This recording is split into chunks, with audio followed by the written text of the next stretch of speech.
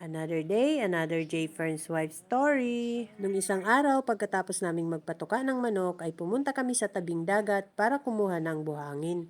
Yung bandang nabasa ng tubig dagat ang kinuha namin para malinis. Gagawa namin ng pulpugan yung mga cockerels na nasa multi-purpose pen. Sobrang init kasi kailangan nilang pumulpog para lumamig ang katawan. Nagdala kami ng sako at tabong pangsalok ng buhangin. Yung medyo magaspang na buhangin ang kinukuha ko kaya yung ibabaw lang ang sinasalo ko dahil yung ilalim niyan ay sobrang pino ang mga buhangin. Kulang ng kalahating bag ang nakuha kong buhangin dahil medyo mabigat. Wala kaming magawang pulpugan dahil maliliit yung karton na available dito kaya sa batya na lang namin inilagay ang buhangin. Pinakamalaking batya na yan pero sikip pa rin sila.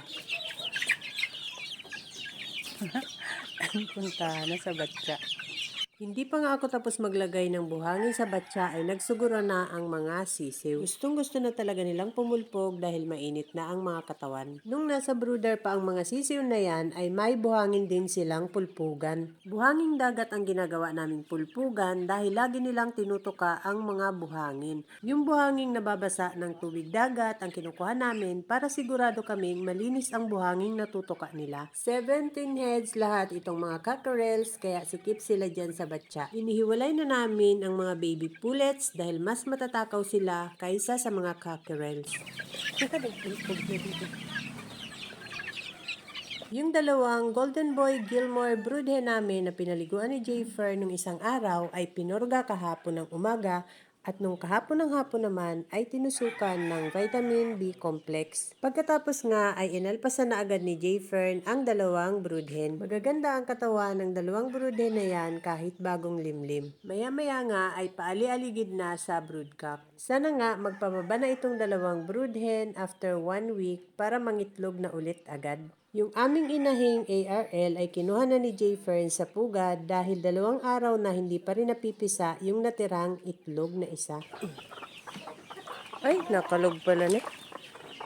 Yung isang Ding Fair 5K sweater na nalimlim ay may 3 ng itlog na napisa. Kaya lang, hindi pa napipisa lahat ay bumaba na agad ang inahin. Mahangin pa naman at nag-aamihan kaya ang ginawa ni Jayfern, kinuha na lang niya ang 3 sisiw na napisa at yung 6 na itlog na natirang hindi pa napipisa ay inilagay na agad sa incubator. Sa battery cage namin nilagay ang 2 inahin at papaliguan sila after 2 days. At eto na nga yung 3 sisiw ng Ding Fair 5K sweater. Sa kahon muna namin nilagay para hindi lamigin. Lalagyan ko muna ng marking bago ko isama dun sa mga bagong pisang sisiw.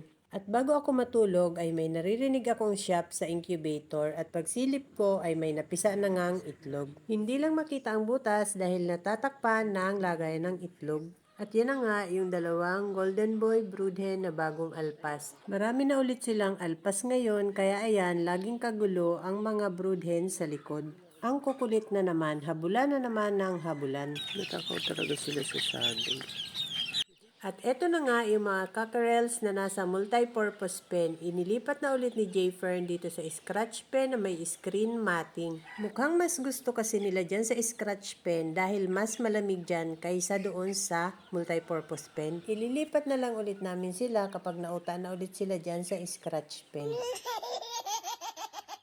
At ito na nga yung mga pinagsama-sama naming mga sisiw na bagong pisa. 20 heads na sila lahat. Madadagdag pa dito yung mapipisang itlog ng Ding Fair na nilagay sa incubator at yung nasa breeding range. Dumadami na sila, sana lumaki sila lahat na healthy.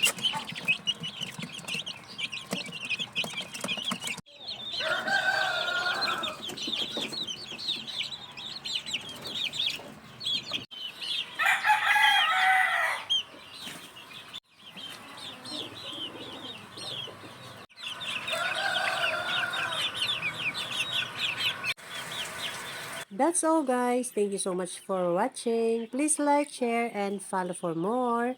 See you on my next video. Bye!